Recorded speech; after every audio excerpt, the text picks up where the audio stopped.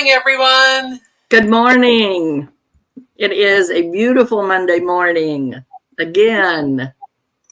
Yes, it's so refreshing. I turned the dog out this morning and he was excited to be out there. I see dew on the grass even. Well, yeah. And then at our house, the sprinklers come on at 6:30 and do a short cycle because of the fall weather, but it'll be a little extra wet out there. He'll come in muddy. He'll come in muddy. And then you will have to mop the floor again. Yes, he's a dirt magnet. Thoroughly enjoys it. Yes, just like we do. Children. I used to go out. My sister and I used to make mud pies. We'd sit out there in a big pile of dirt, and Mom would be happy. She'd come out and check and know we were in the dirt, but she'd just leave us there. I put rocks in mine to make it tastier. We had a pine tree in the back, and so we would find pine nuts in the dirt. Ooh. And we would eat the pine nuts, and that would give it a little extra something. The dirt wasn't so tasty.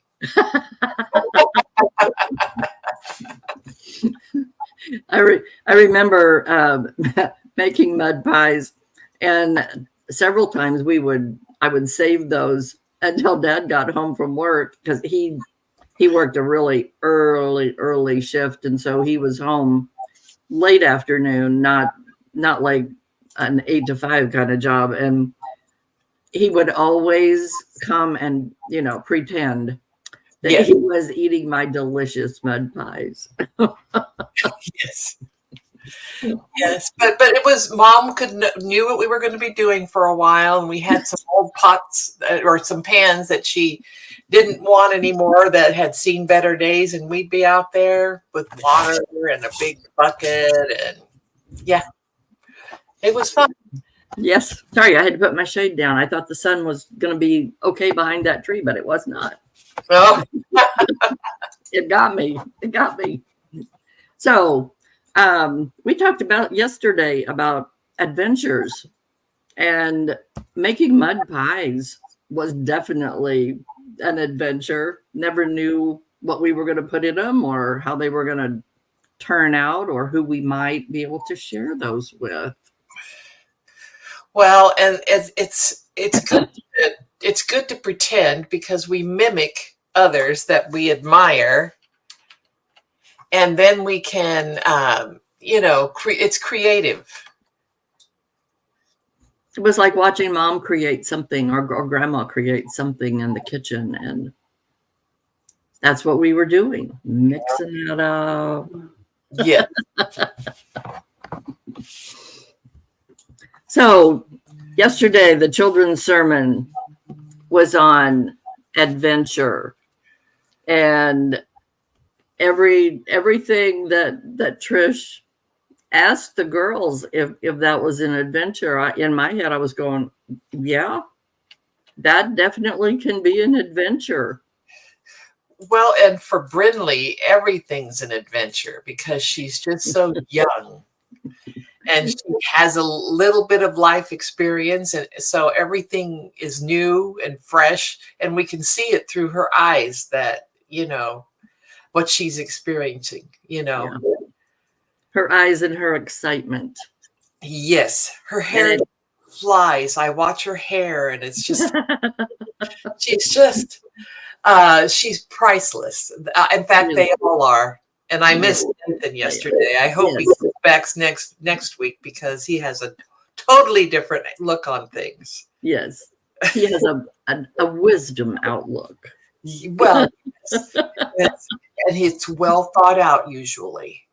Yes, very, very much. And the awesome thing about all three of those children and Amelia, that family is so important to them, and that tie and that adventure. Good morning, Scott. We're glad that you're with us. So our weekly adventure here at Monday Morning Coffee Blessing. And sometimes we really don't know what direction we're gonna. We know which direction we're going, but we don't know exactly how we're going to get there. And that's really part of it, because that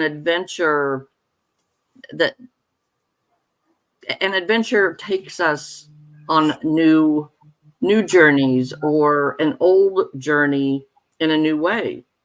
And the interesting thing for those of us who are believers, if we're thinking in a Christian journey or a Christian walk, the journey is just as important as the destination. Sometimes, as we talked about before, the journey is even more important than the destination. Well, I've always thought that, and I like the planning part. And I've always, when I get ready to take a big trip, or it's the planning that's more fun. It's like getting ready for Christmas. I love all the secrets and the shopping, and I don't necessarily like the wrapping, but with gift bags, that's gotten better. And but I enjoy the planning and the thoughtful, trying to find a gift that just fits a person just right. My grandchildren, trying to find something that they want, especially as they get older, it becomes a little bit more challenging. A little more challenging. But it makes me look at them in new ways, trying to figure them out, trying to figure out where they are right this minute and find something that will speak to them. And so that's a great challenge. But the planning, the music, the Advent, the anticipation is more important to me than Christmas Day.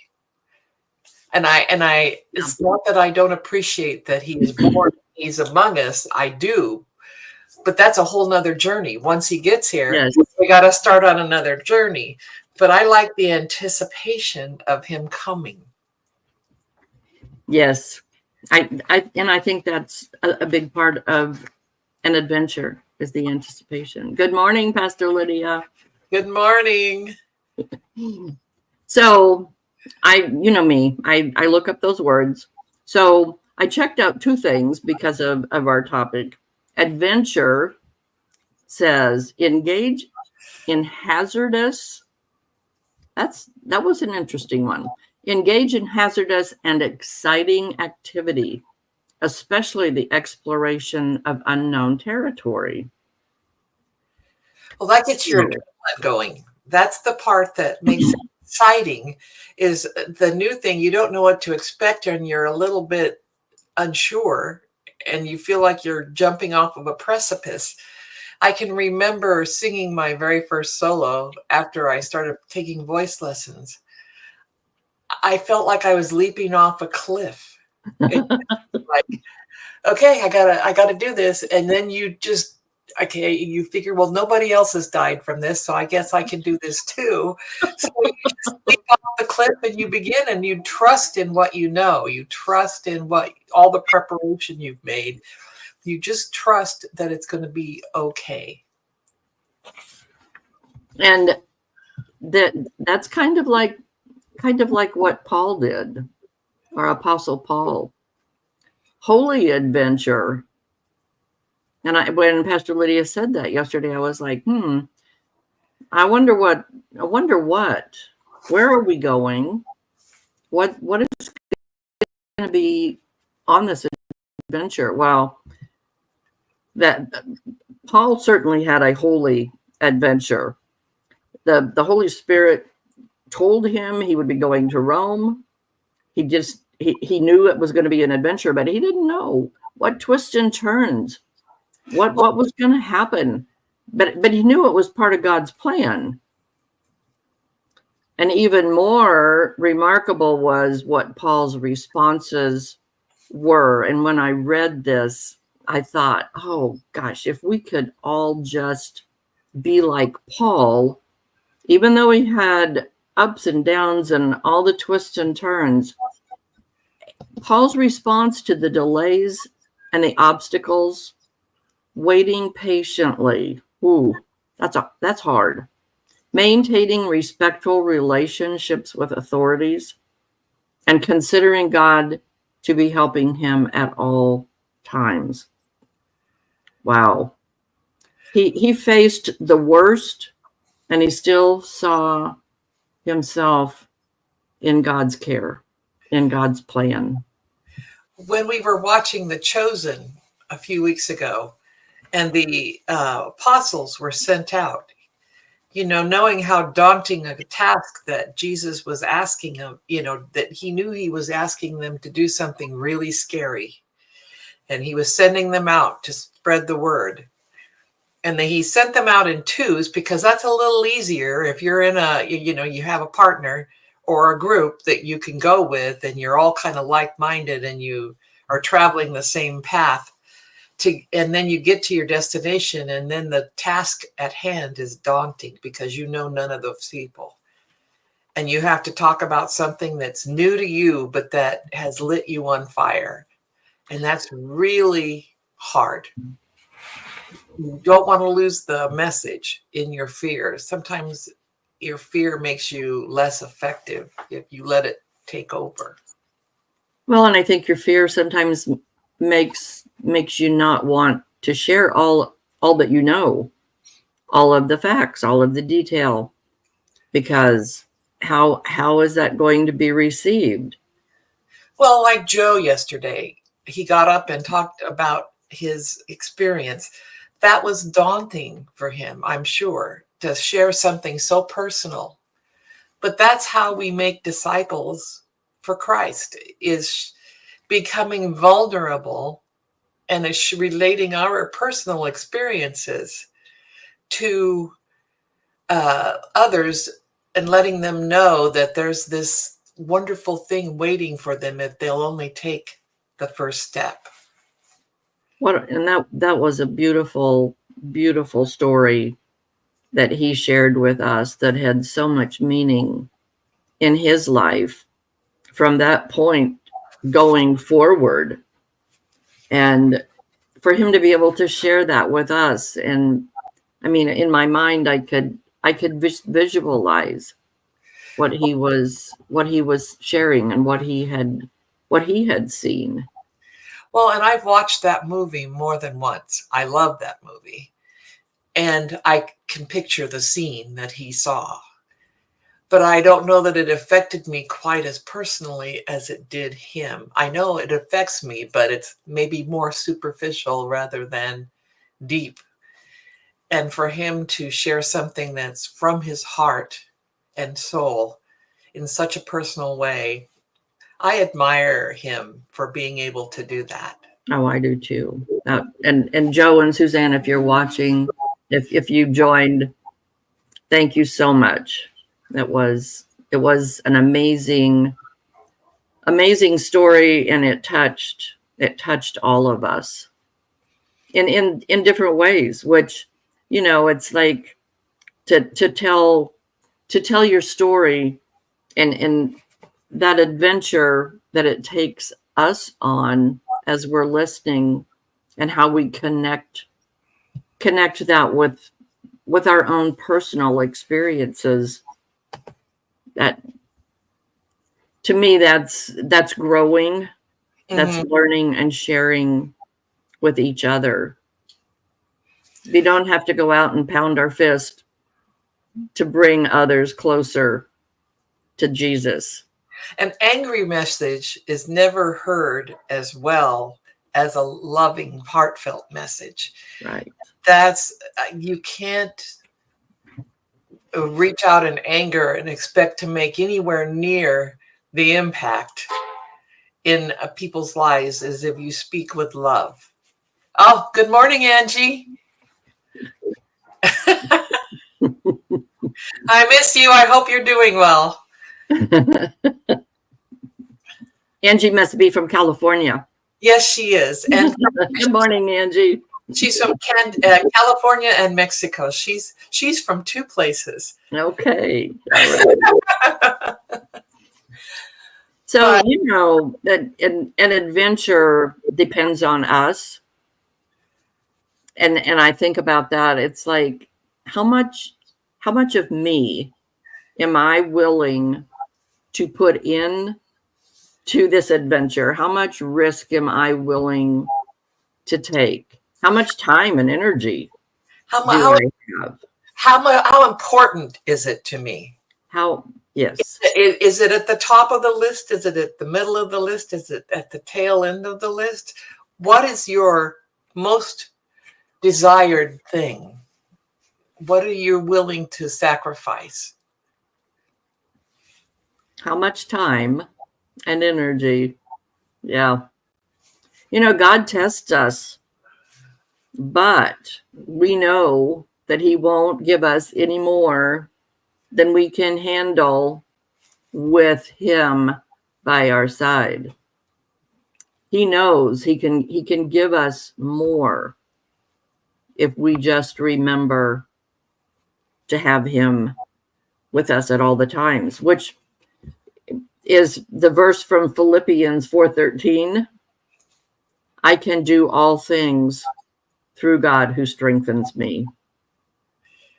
And I think of that verse so often because it's like, oh my goodness, okay, I'm in over my head. No, I'm not. No, I'm not really. Because I'm not there doing it by myself. God is always there. But sometimes you just have to go forward with a project, even though it's daunting. I'm reminded, Angie's joining us this morning, but she and I were activists in our labor union in California together, and we developed a close sister-like relationship.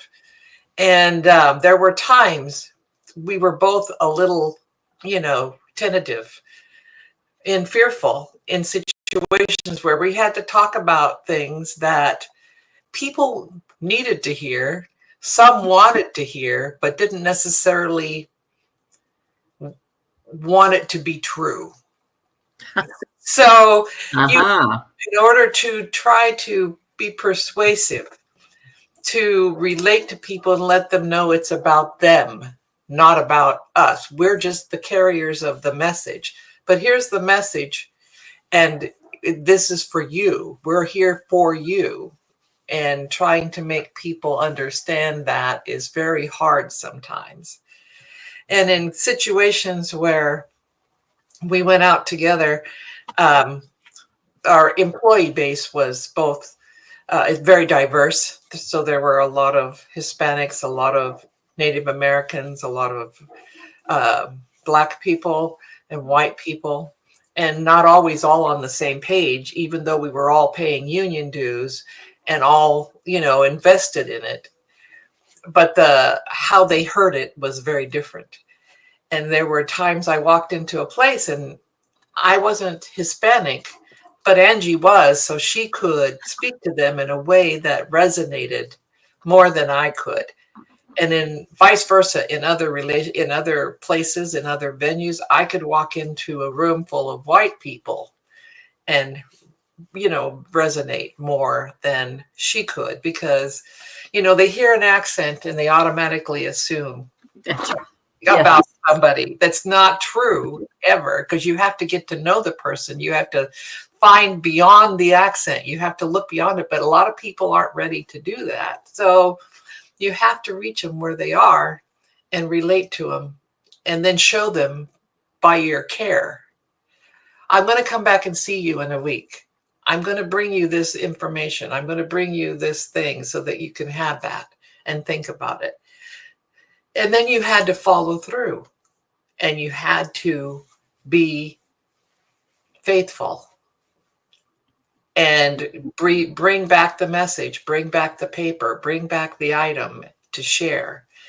But you can't just talk about something if you're not willing to put down and follow through your message. And then I don't care whether it was the labor message or whether it's the message of love from Christ. Follow through is so important.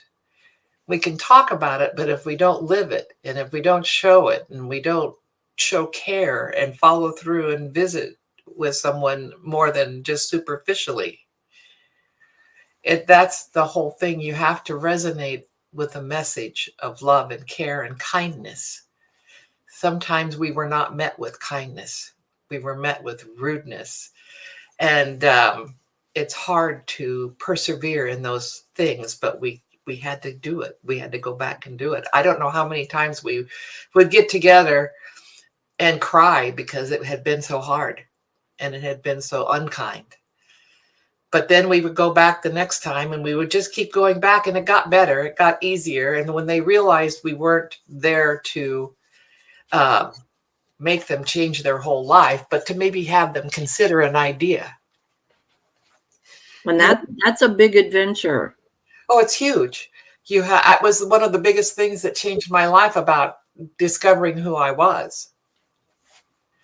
And so she's a big part of my life. We suffered together, cried together, laughed together, so traveled together. And those relationships are very, very, very important. Yes. And we all need those kind of relationships where we can do things together and serve together, knowing that may not be what they want to hear or see or learn, but it's necessary. You know, it's kind of like what we had yesterday when God told Abram, go, just go. No specific directions other than I will make you into a great nation and I will bless you. I will make your name great and you will be a blessing. I will bless those who bless you, and whoever curses you, I will curse, and all peoples on earth will be blessed through you. Can you So imagine? Abram went, as the Lord said. But the thing is, can you imagine how scary that was to hear the voice of God?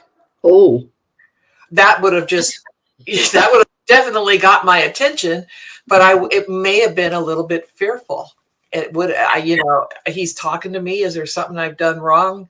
You think, boy, God came to me. I must be really off the charts here if I'm not doing, I must not be living right. He's talking to me, and it's like I got changes to make and things to do. I better get with it. yeah.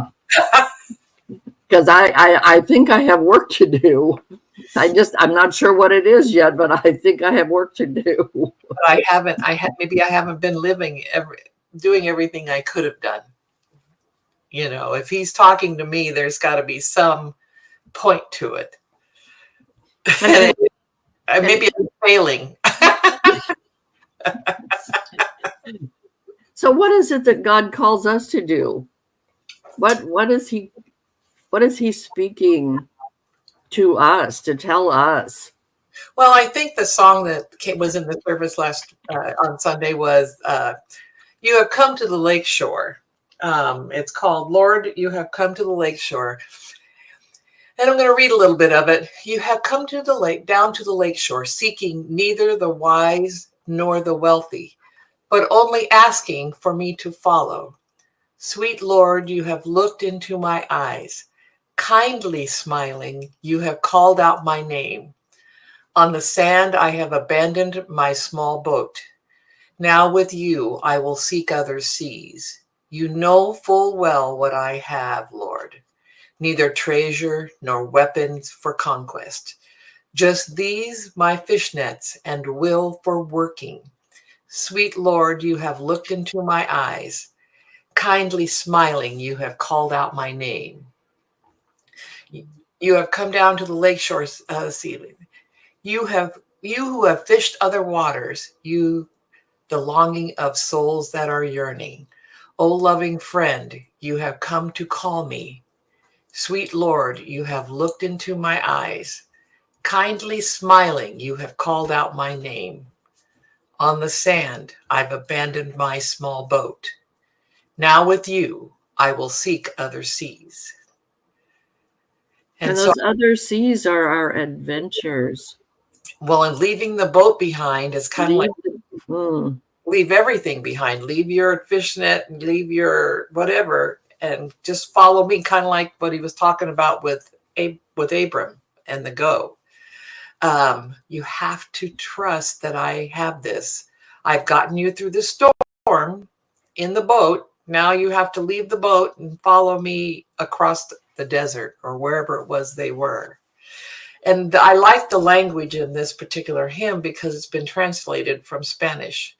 So the word pictures are painted more vibrantly that we would normally paint them in English, I think. So it's a different way of speaking and different verbs and adverbs and adjectives that we don't normally hear. And I think it's important sometimes we don't get the message unless it's a little different. That's true. And I really like kindly smiling. You've called out my name. He called my name. Okay, so that's a little scary. It's there's mystery around it. There's confusion, but there's hope. There's so much hope. Well, and this God in this song is kind. The God of Abram might have been, oh, wow. A little bit, I would have been, shaking in my boots, maybe. Yes. He's all of that and everything. Yes. When he calls my name, he's all of that and everything. Yes. So does he have a plan specifically for me, or does he kind of leave that open for interpretation? No. Well, I think he sends signs, I think. he's He sends a hymn. He'll send a song. Somebody will appear in your life and you'll get a different perspective from that person. So I think that there's all kinds of messages, but sometimes we're not aware. Well, and I think he sends a Joe, Joe Gray to us to help us understand. A gentle and kind soul that people want to listen to and hear because of the sweetness of the message and the loveliness of the delivery. One big tapestry. Yes. It's all one big tapestry. Oh, golly. So we know God calls us, but God calls us and has called us. We are called to serve God's people. We're called to love others. We're called to care for the poor, to help those who need whatever it is at that particular time. And it's going to change depending on where we are, what the circumstance is. But the bottom line is we are called to serve God's people. And I think at First Church right now we're doing a pretty good job. We are reaching out. We're able to help. We're able to help people from the community breakfast and a number of people now that we have connected even more so with Hillcrest, that we are able to serve them through their programs and what Hillcrest has to offer. And Eastland has become a powerful ministry from everything I've heard. So, and then the karaoke night is just getting started. And I think that is going to be a blessing too, because it's going to be a less formal environment for people to be themselves. We've created a space there for people to become more and to become themselves. And not always are we aware of what we can be, but if we have a space to grow safely. And we don't have to be soloists. Right. Because we did have some solos, we did have some duets, we did have a lot of group singing. It was just really fun. So please, all of you that are listening, that are out there, third Wednesday. No. Oh, what day is it? I forget. We'll have to share that next week. Yes, we will. Third, Because I can't remember Thursday. off of that either. Yeah, yeah. Third Thursday. Third There- Thursday. Okay. All right. Come down for some food and some singing and some fellowship. And just some good fun. Bring yourself. And bring your smile and your laughter, because that's what it's all about. Yes. Building relationships and getting to know each other in a casual atmosphere. So we will see you next week. Our time is up for today. I hope you have a beautiful, beautiful week, and listen for God's call. You never know where it's coming Have an from. adventure. Take the first step on your adventure. Bye, everybody.